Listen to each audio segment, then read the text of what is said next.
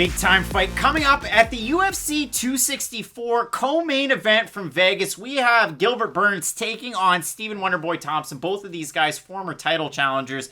But I would hazard to guess that for Sanford MMA and Henry Hooft, he's going to have to sit Gilbert Burns down in between the first and second rounds. And Gilbert's going to go, are they saying boo? And well, Henry's going to have to say, no, sir. They're saying boo earns. Boo earns. But for Gilbert Burns, probably not going to be the favorite in this fight. Probably going to be Stephen Wonderboy Thompson in terms of the crowd reaction. But if there's a more affable, lovable guy out there, Gilbert Burns has to be there too. I mean, you look at the win streak that this guy went on when he moved from lightweight up to welterweight. You look at his last 5 fights. He beats Kunchenko. He beats Gunnar Nelson. He beats Demian Maia. He beats the former champion Tyron Woodley. And by MMA math alone, he beats Stephen Wonderboy for that fact, right? Well, maybe not. I mean, for Wonderboy, you look at it, the last 5 fights, he's got a win, and then he caps it off with 2. But Jorge Masvidal, he loses to Darren Till in a close one. Did the English judging, did that sway it a little bit?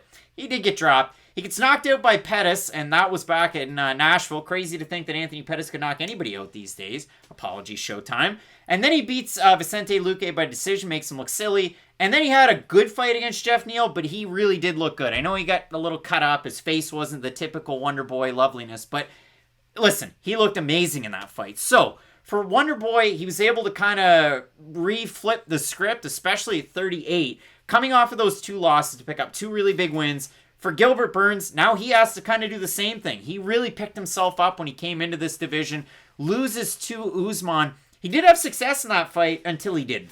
This is a must-win for both guys, for many, many reasons. But for Wonderboy, this is it. Like, this is probably your last chance at getting one of these title eliminator type fights. Because Wonderboy's the only guy in the top 10 who hasn't fought Usman yet. When you really go through the list, it's okay. He's fought Covington, he's fought Woodley, he's fought Burns. Like, he's fought a lot of those top guys. Wonderboy isn't on his resume. And it is weird because Wonderboy is one half of one of those fights that got away. And it was Wonderboy versus Demian Maia. That's a fight that never happened, but personally, I really wanted to see it because you have Wonderboy who's a 10 out of 10 in striking, doesn't even go for takedowns, and then Demian Maia, basically the polar opposite.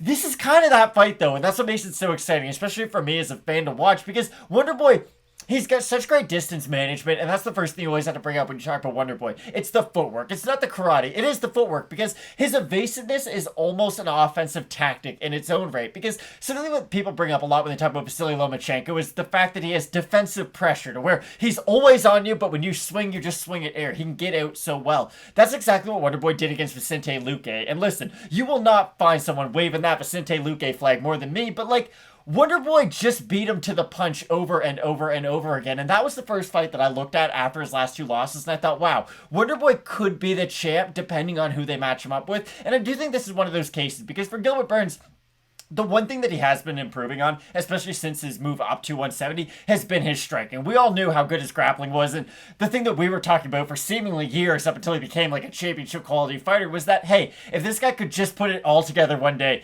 he would be a nightmare. And it did seem like he was starting to put everything together. He mixed the wrestling and with his output and with his power, with his jiu-jitsu. It's just a handful to deal with. But this fight against Wonderboy is interesting because it's really going to eliminate a lot of Gilbert Burns' weapons just in the beginning of the fight. Like, I don't think Gilbert Burns can land that body kick from the southpaw position that we know that he's really good at. I do think a lot of the kicks of Gilbert Burns' arsenal are actually just going to be completely taken out because against a guy like Wonderboy, if you're throwing kicks and especially missing over and over and over again, that's a lot of energy that you are exerting. And I know that Gilbert Burns has really good cardio, don't get me wrong. And I'm not really worried about either guy's cardio in this fight. But if anybody's going to start to wear down as this third round goes on, or as the third round goes on, it's going to be Gilbert Burns. Because he's the one who's going to have to either A, get this fight to the mat, or B, just switch it up at some point. Because if Gilbert Burns finds himself behind in the striking, he's going to have to go for the takedown. Whereas if Wonderboy finds himself behind in the striking, there's really nothing he can do to get back in the fight. And if you look at this one, I mean, for Wonderboy, he picked up a performance bonus over Jeff Neal. He picked up a fight of the night against Vicente Luque where he lit him up, both unanimous decision wins.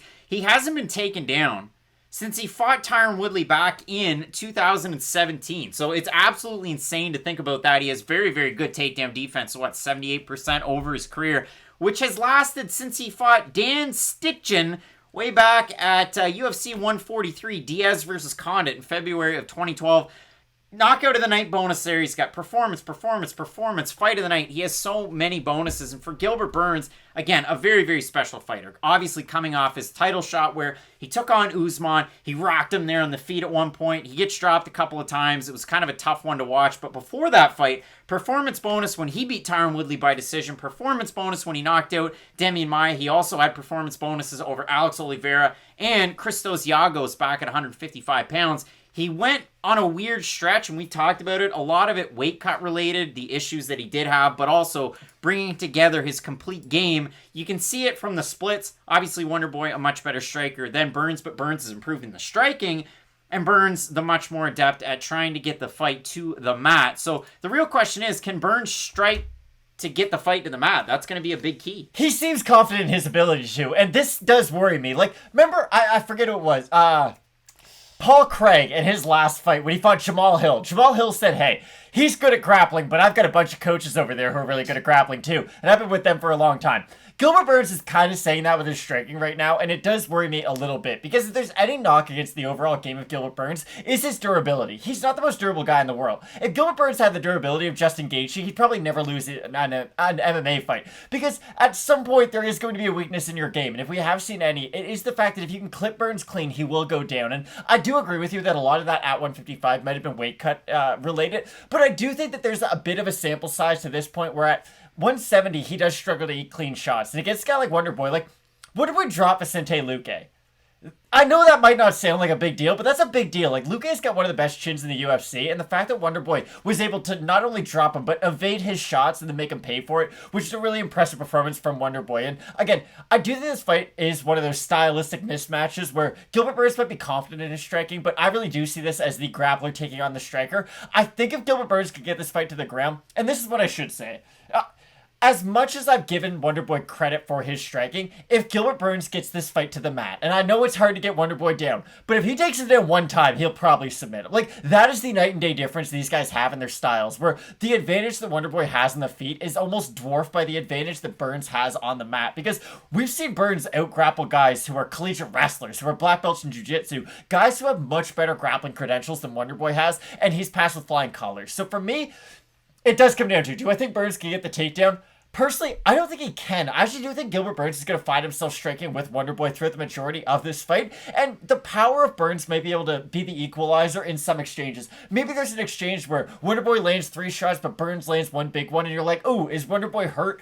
The problem is that I've only seen Wonderboy get knocked out one time, and that one time was a beautiful shot from Showtime, but it was an isolated incident. Like, he's been hurt by guys, but he's only ever been put down that one time, and I do think Wonderboy is a much faster fighter than Gilbert Burns, and I think Pettis is a faster fighter than Burns. So for me, final prediction, I think at 170, without a doubt, Anthony Pettis is a faster fighter than Gilbert Burns. Not anymore.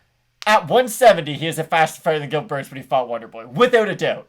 I do think Wonderboy is going to win this fight, but personally, I see the winner of this fighting for the title. I look at this fight, and for Wonderboy, it's something that we talked about before, but again, you want to see somebody that fights, and you see the silhouette of them, you see them in the mirror, holy smokes, wow, this is really something special. For Wonderboy, you know exactly who it is. You put him behind a curtain, oh, okay, that's Steve Wonderboy Thompson. But the neat thing is, when he goes from orthodox to southpaw, totally different strikes. And we see that. We talk about certain fighters are the ambidextrous, like with Cyril Gane. When he switches over to southpaw, when he switches from orthodox and back and forth, you see some of the same shots. He's one of the most cerebral strikers out there. Wonderboy's on that level, but he does it differently. So if he switches over to southpaw, he might throw a question mark kick with his right leg. If he switches over to orthodox, he might throw a leg kick with his lead leg, with his left foot. So you see a lot of differences from Wonderboy that way. I think he's got to camouflage those in, but really try and change the angles that he's hitting Burns at to really make him desperate to have to shoot for those panic takedowns, and then it's just the Wonderboy show all over again. So it is a really tricky fight, but when I look at the odds for this one,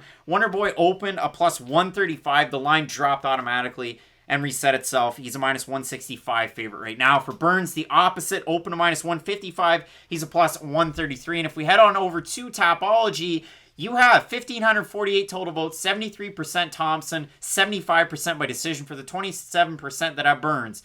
42% by decision, 25% by submission, 25% by knockout. So it's a lot of fun that way. But yeah, I've got Wonderboy in this one. I know Burns and Luque are close friends, so maybe they can exchange notes and somehow get a really good game plan together for Wonderboy. And I don't doubt it. Like, Sanford MMA is probably going to have a pretty good game plan to fight Wonderboy Thompson. I don't doubt that. Again, I do like the overall footwork and the movement of Wonderboy, because what's the best way to defend a takedown? Never let your opponent get close to you to begin with, and that's really the epitome of Wonderboy's game, so I almost have to pick him in this fight. Absolutely love this fight, and I'd love nothing more to be wrong in this one, because wouldn't it be great if we got to see Burns and Usman too? But I'd rather see Wonderboy Usman 1. I'd like to see Wonderboy Usman 1 too. Both of us going with Simpsonville's own Stephen Wonderboy Thompson. Let us know below who you're going with in this fight. If you haven't tossed a like and a sub, I know I'd appreciate it, wouldn't you? I would. It'd be very Matt, nice. We have a big-time main event coming up. The trilogy, the third leg of Poirier versus McGregor. You're not going to want to miss that. Keep it locked in with Fight Night Picks, as we always say. Let's get into it. From the guys who brought you Fight Night Picks,